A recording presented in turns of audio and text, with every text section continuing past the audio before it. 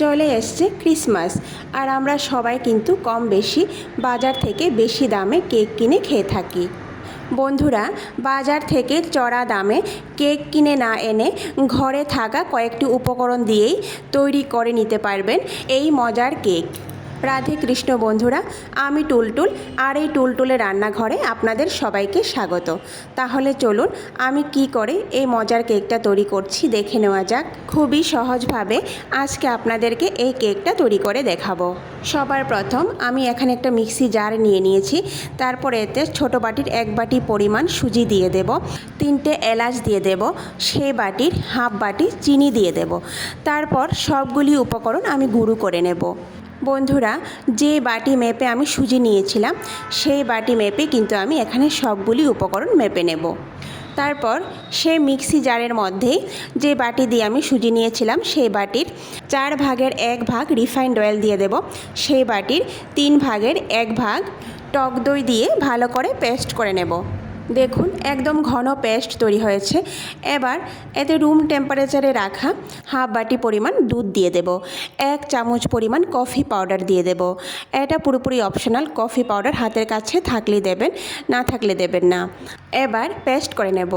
দেখুন ব্যাটারটা কিন্তু খুব ঘন লাগছে, তাই আবারও এতে কিছু পরিমাণ দুধ দিয়ে ভালো করে পেস্ট করে নেব। এবার ব্যাটার একটা বাটির মধ্যে ঢেলে নেব। দেখুন ব্যাটারটা কিন্তু খুব ঘন হয়েছে। এবার আবারও কিছু পরিমাণ দুধ এই মিক্সি জারের মধ্যে দিয়ে মিক্সি জারটা ভালো করে ধুয়ে বাটির মধ্যে নিয়ে নেব।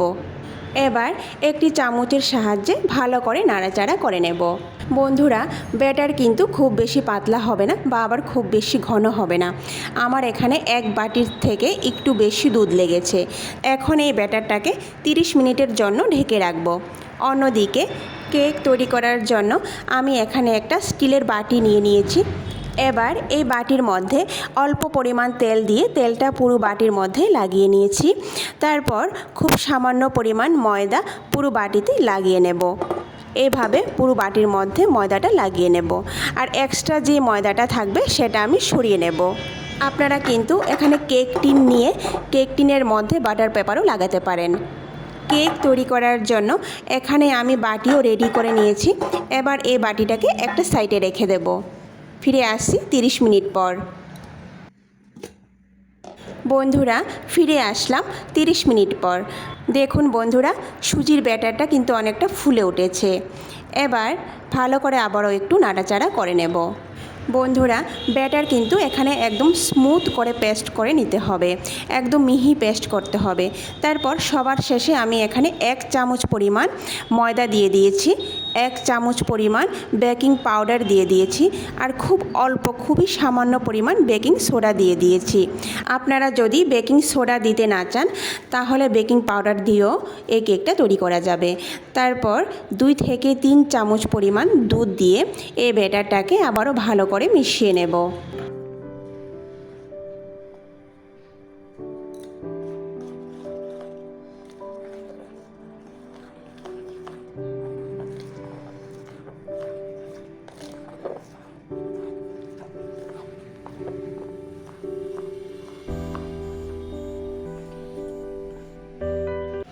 দেখুন বন্ধুরা, কেকের যে ব্যাটার, এই ব্যাটারের ঘনত্বটা কিন্তু আপনারা দেখেই বুঝতে পারছেন যে কতটা পাতলা বা ঘন হয়েছে।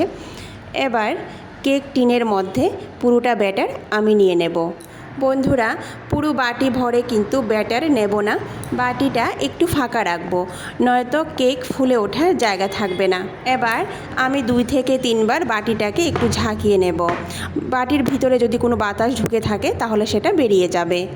আমি আগে থেকেই একটা প্যানের মধ্যে কিছু পরিমাণ লবণ আর একটা স্ট্যান্ড বসিয়ে মাঝারি আঁচে প্যানটাকে প্রিহিট করে নিয়েছিলাম।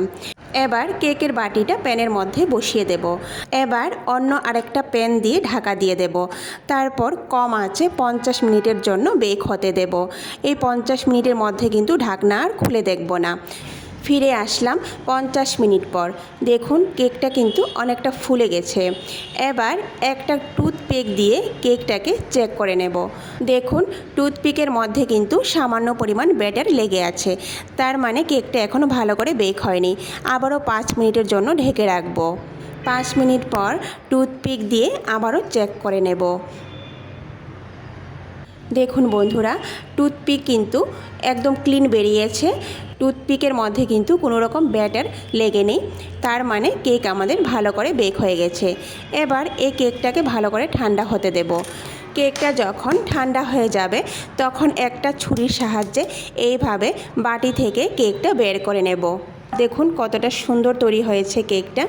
বন্ধুরা, কোনো রকম পরিশ্রম ছাড়া কিন্তু খুব কম উপকরণে ঘরে থাকা কয়েকটি উপকরণ দিয়ে কিন্তু আপনারা এই মজার কেকটা বাড়িতেই খুব সহজেই তৈরি করে নিতে পারবেন।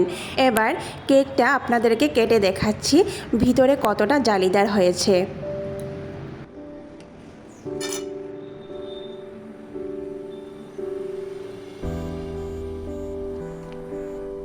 তাহলে বন্ধুরা, বাজার থেকে আর এই চড়া দামে কেক কিনে খেতে হবে না, বাড়িতেই খুব সহজেই তৈরি করে খেয়ে নিতে পারবেন এই মজার কেক। ভিডিওটি সম্পূর্ণ দেখার অনুরোধ রইল। আর কেমন লেগেছে কমেন্ট করে নিশ্চয়ই জানাবেন। আর ভিডিওটি যদি ভালো লেগে থাকে তাহলে সবার শেষে লাইক, শেয়ার আর সাবস্ক্রাইব করে দেবেন। নমস্কার, আজকে এই পর্যন্তই। কথা হবে আবারও পরের ভিডিওতে।